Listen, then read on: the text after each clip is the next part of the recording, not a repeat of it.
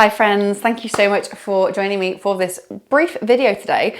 This is going to be a short info video on how to use blocks in your practice. So if you're a complete beginner and you think, oh, I'm turning up to these yoga practices and these yoga classes and they've got mats and blocks and straps and I don't know what to do with them all, this is a really quick video really to help you understand. This is also for people who've been coming to class for a while and still resist using blocks, even when I'm there going, see how it feels to try a block. Because I know that they will experience so many more benefits within each posture if they try it with a block, okay? Now, I'm not, a massive, dictator when it comes to alignment or any of those things. Obviously, I like to make sure that people are doing things safely, but I try and give people options that make it so that their practice, they can go, oh, wow, now I can feel it down the side of my body. Before I couldn't feel anything. So that is one reason why I might offer somebody a block. The reasons why you might like to use blocks in your practice are numerous, okay? It might be to do with your flexibility. It might be to do with the width of your hips or the length of your legs or the length of your arms or I don't know, maybe you're pregnant. Whatever the reason that you're using blocks, it doesn't really matter. Just use them if they help your practice, okay? But the way I think of it is these blocks act as a way of bringing the floor closer to us, okay? So if that's you needing to use two blocks at the same time, either side of a foot, either side of the legs, to sit on, whatever reason, it's to bring the floor closer to you and therefore allow you to get into the postures more comfortably. Our yoga practice, basically what I'm talking about is our asana practice, okay? So our yoga asana practice, so the movement aspect of what yoga is, of what yoga, what you'd go to if you went to a yoga class. What most people expect when they go to a yoga class is movement, combined with meditation and possibly breathing practices, is to move.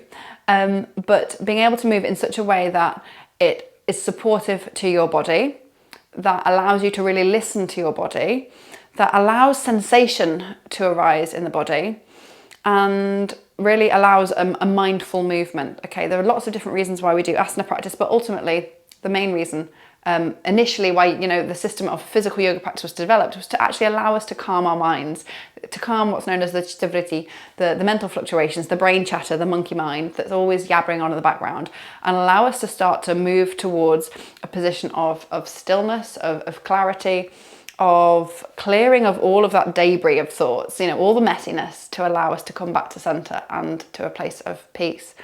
So blocks can only ever really be helpful to your practice, so never be afraid to use them. The first place I ask people to use them is when they come to my class, is to sit on a block at the beginning. So when we start, we will start in easy seat. So that might be a cross-legged position. And I'm going to turn sideways so you can see where I'm sitting on my block. So I'm not sitting right the way back on my block here. I'm sort of sitting on the edge of it and using it as a bit of a wedge, okay? And by doing so, it allows a bit more length in my spine. It allows my knees to fall away from my body. Now, if you're doing this at home and you think, if you're trying to have a go with home practice and you think, I haven't got any blocks, you can buy them really, really cheaply offline. They don't need to be expensive. Or you can just use books, okay? You can just use books. Most people have got some books hanging around. So you can start at the beginning of your practice in easy seat, so cross-legged position. Maybe if that's not good for your knees, you can come to a Tara pose here, or maybe you'd like the legs extended out in front of you.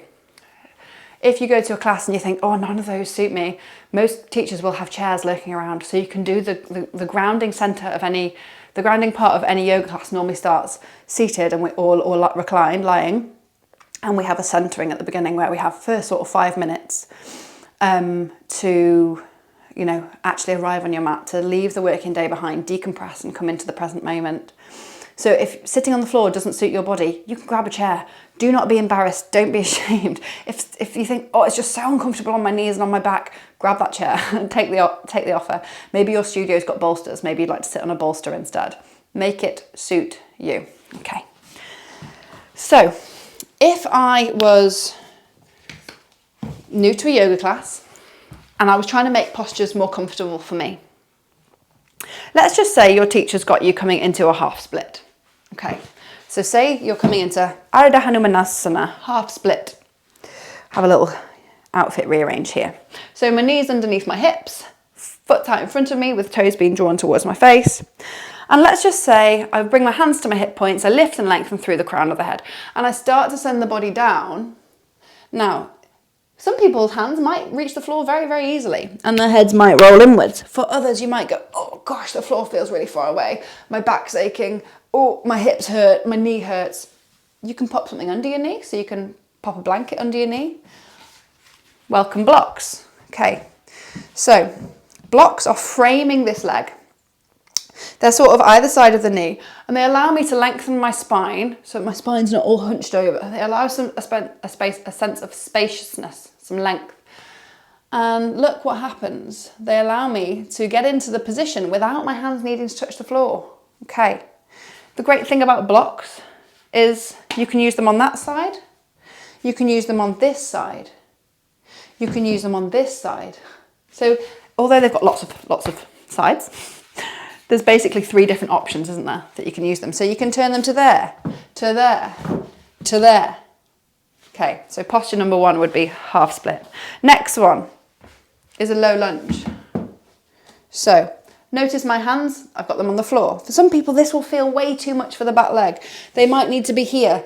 They might be bustier than I am, yeah? So they might really struggle to get their hands down. So you, if that's you, welcome blocks.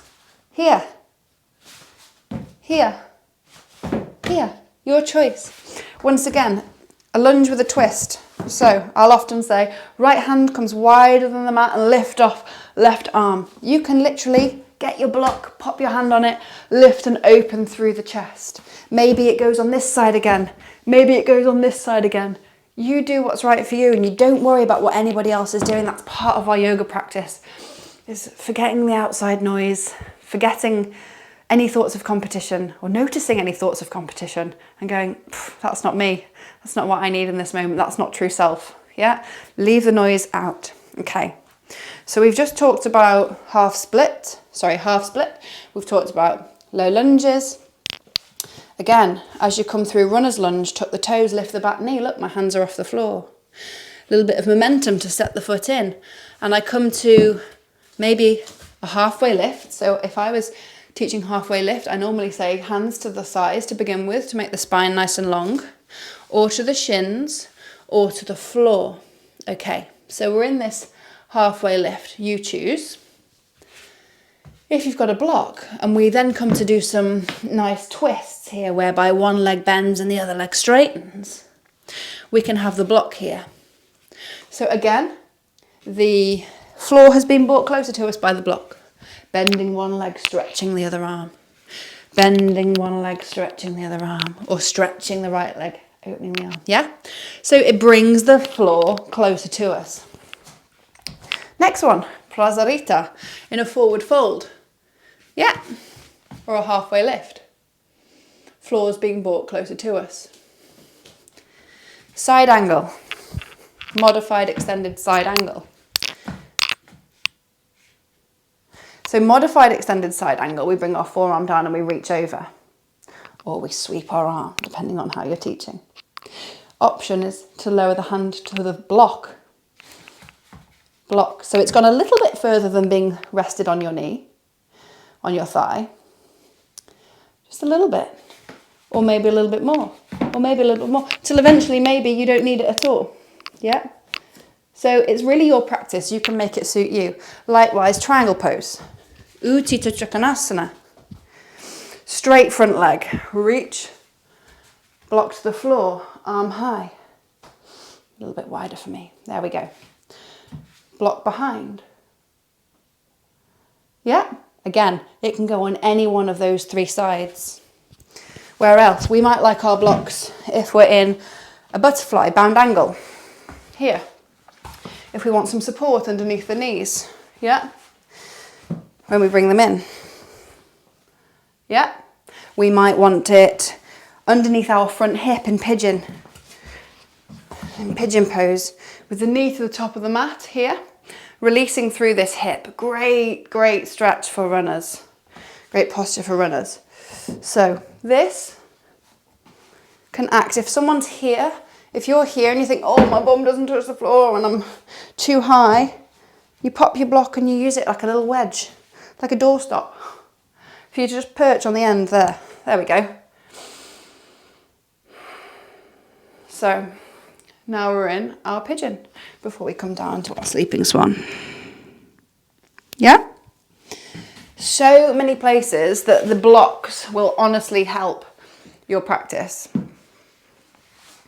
A bridge.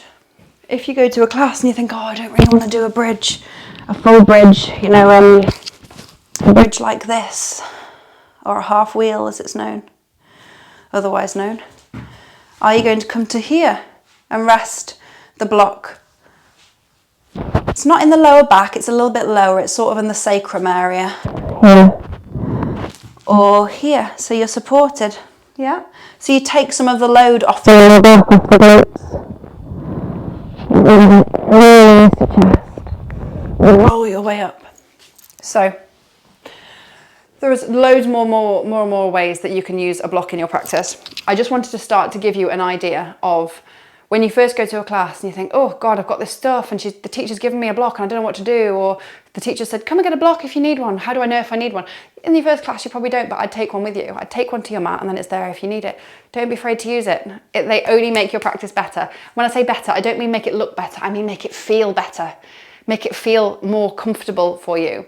Make it feel less awkward. Make it feel like, oh yeah, now I can experience that sensation that you're referring to. And in doing so, you're able to really get into the posture. You're really able to get into it rather than thinking, am I doing this right? Am I getting it? Where's this meant to be? What am I meant to be feeling? Am I doing it right? Blah, blah, blah. You're actually just be able to go, oh, sensation. And now I can get my mind in the here and now on this experience. So I hope that was a helpful introduction to how to use blocks in your yoga practice and how you might expect to be able to integrate them, and the ways that you can make some of the postures more comfortable and more accessible for your body using blocks. There will be another one of these videos going up about how we can make more postures generally accessible that don't necessarily involve blocks, but can do. But just wanted to give you a few ideas of how you can use them so you don't feel quite so intimidated when you first go to your first class. Thank you so much for joining me, friends. Be well.